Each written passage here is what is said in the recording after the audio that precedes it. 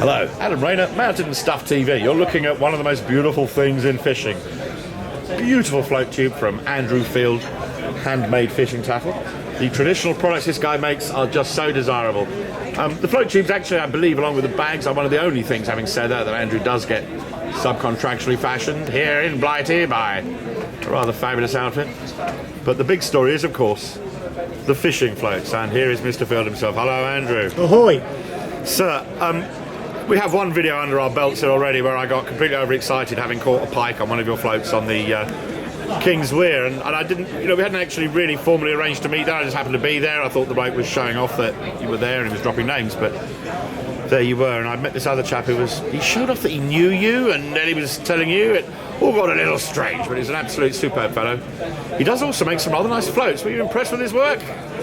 It's all lovely, all very nice. It's a rotten thing to be asking, because basically, I've accused you of being the Thomas Chippendale of, well, British float making. In particular, I have got number 15 of the PAC convention actual floats. So what's the proper term for these floats, Andrew? I've got number 15. What are they? What's the name you've given them?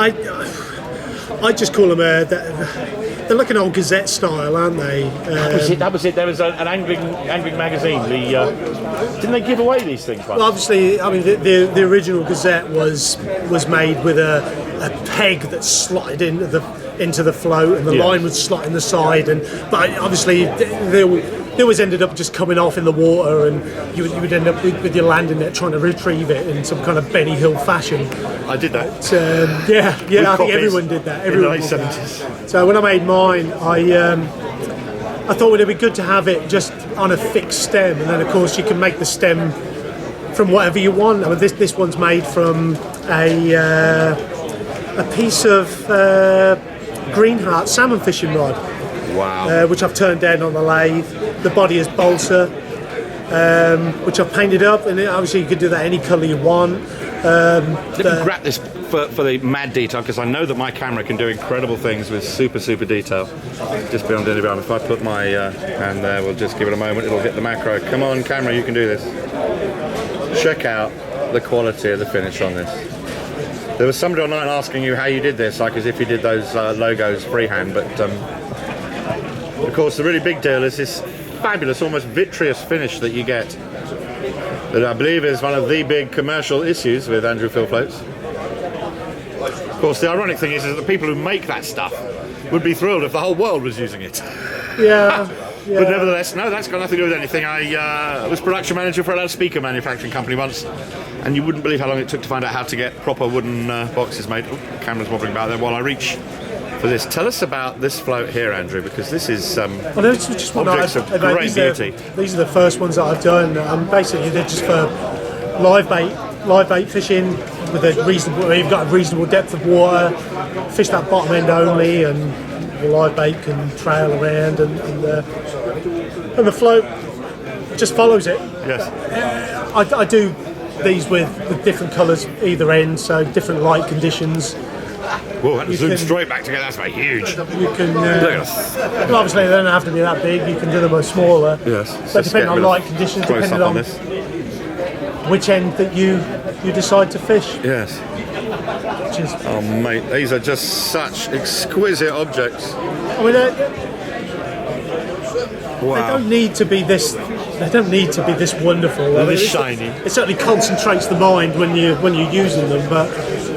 Yeah, there's the argument, if you're going to look at a float all day, you may as well look at a nice one. Yes, there was that story you told me at King's Weir when we made the video that I had to go and do the reintroduction for, because I really just did come across as a blithering villain. You said you'd found one of your floats hanging in a bush that somebody else had abandoned. Yeah. Did that hurt? Well, I don't know.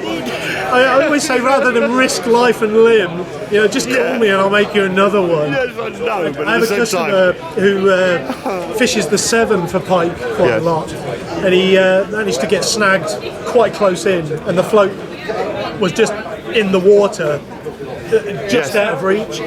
He was stretching with a landing net pole to retrieve it, where the bank gave way, and he fell into a a pacey, deep winter 7. That's actually right up with the. Actually, not funny. If his mum had been watching, she'd have hated you because she risked her little boy's life right then. Rather than scramble for the bank, he got the float and then went to the bank. So, Oh, good grief! The fact he yet lives means you can tell us this. yeah. Yes, the first person who drowns trying to catch an Andrew Yeah, I Field don't float want that lost it. So any do not deaths drown. Yes. retrieving my floats. Just call me and I will make you another float. Bless. And do you know what? I don't think there's anything I can add to that apart from just one little gallery type thing for the Finland Pike float. Again, one of these I've got to. I feel like I should sing the little song from the old Vision On program when they did the gallery. Do you remember that? Did you ever see that as a kid? It was an art show. Yeah, I remember it, yeah. Was that the one with morph in it? No, is it? Yeah.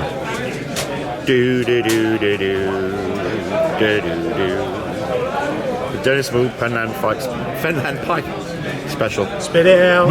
Andrew, thank you so much. I'm Very welcome. an avid collector of your stuff. I'm going to make sure I fish every single one. But in the meanwhile, quick plug. The website is www.lureofthefloat.co.uk. There it is. Yeah, it's not on there. But It's on this bit down here. Andrew, thank you so much. have a lovely day. Tight lines. I have this thing where I tend to say goodbye, like I really mean it, and then start again. We didn't look at these quills and wagglers, mate. Please, let me have a little shifty. We'll show the camera these exquisite things, because they're just so beautiful it hurts. It just gorgeous. Oh. You know those porcupine quills that as a little boy you might have bought at a tackle shop if you're an older fellow like me? Well, these days, these objects of beauty still exist, except they're made by hand. By Andrew Field. There's other people that also make beautiful handmade floats, but there is nothing, there's nothing that compares to this man's work. Sorry, he's in soft focus in the background there. Embarrassing me. Embarrassing, sorry. So you're looking better in soft focus, Fieldy. Oh, God. Oh, I've got one. Thank you, Andrew. Cheers, mate. Bye.